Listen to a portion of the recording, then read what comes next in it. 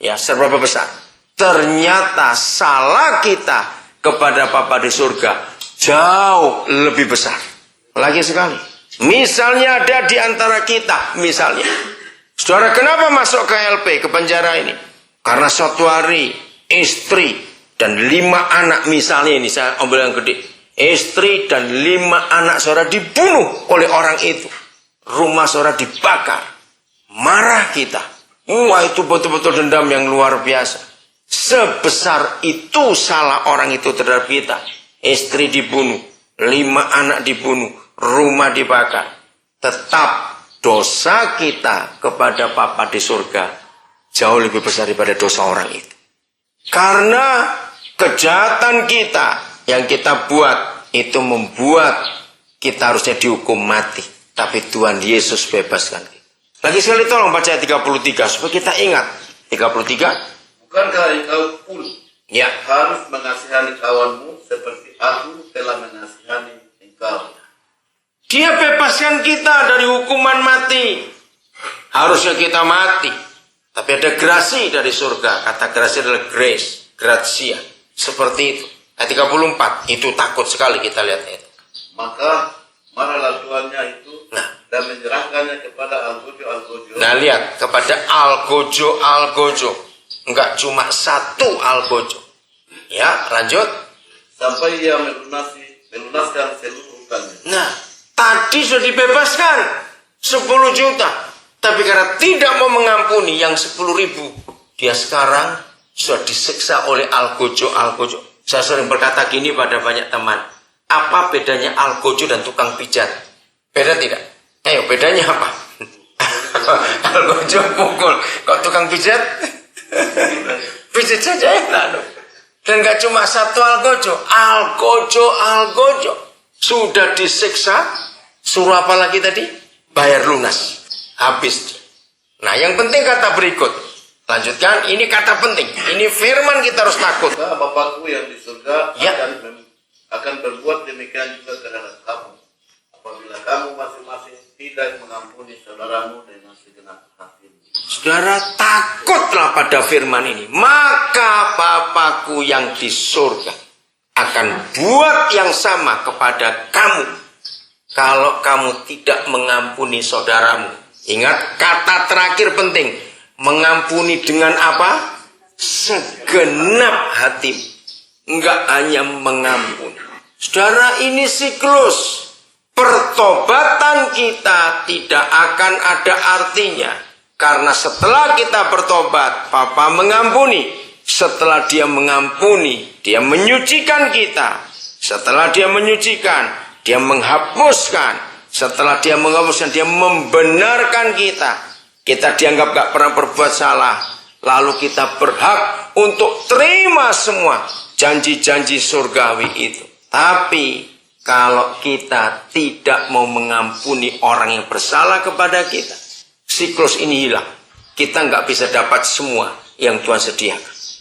Rugi tidak hidup seperti itu? Jawab, rugi tidak hidup yang seperti itu? Rugi sekali.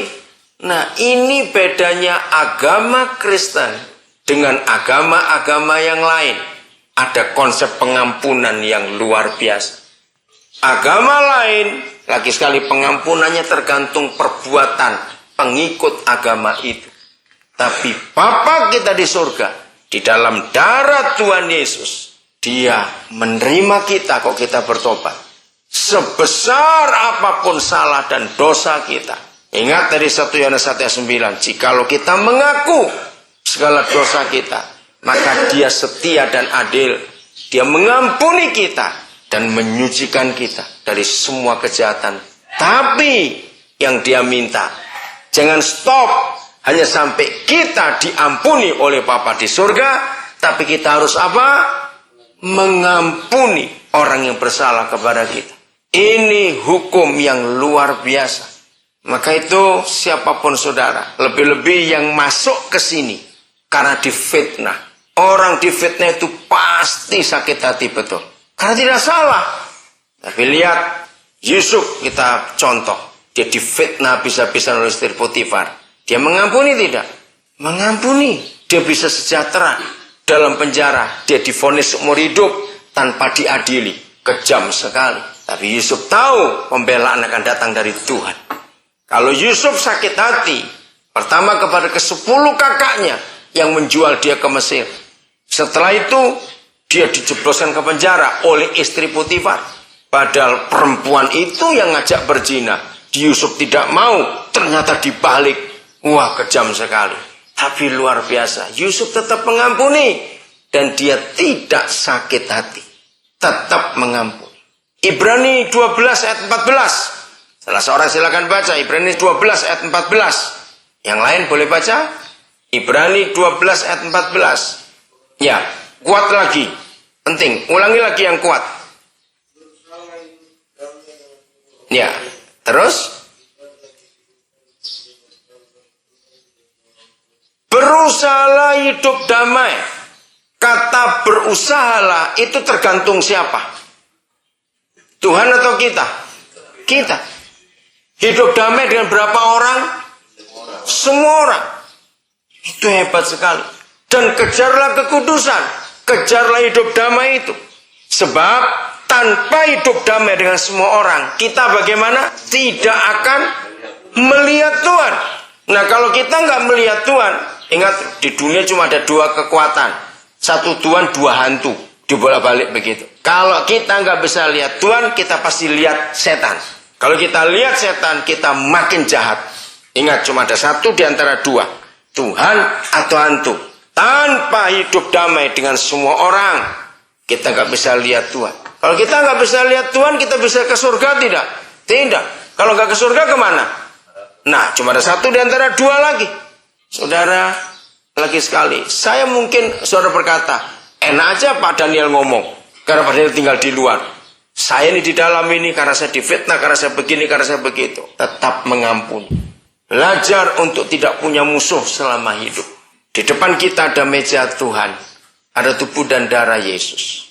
Ingat, surat 1 Korintus 11 Paulus berkata, kalau kita tidak benar waktu kita makan dan minum ini, ada ragi yang lama, ada kekecewaan, sakit hati, belum mengampuni orang, maka kita nggak layak. Saya harap pagi ini tidak ada satupun orang yang menghindari. Karena saudara, aku masih benci dan dendam. Aku nggak mau mengampuni. Jangan. Siklus ini harus kita ikuti. Lagi sekali, apa tadi? Pertama apa? Pertobatan. Jangan lupa, kita bertobat. Begitu kita bertobat, Bapa di surga buat apa atas kita? Mengampuni, menyucikan, membenarkan. Luar biasa itu. Tapi kita harus apa?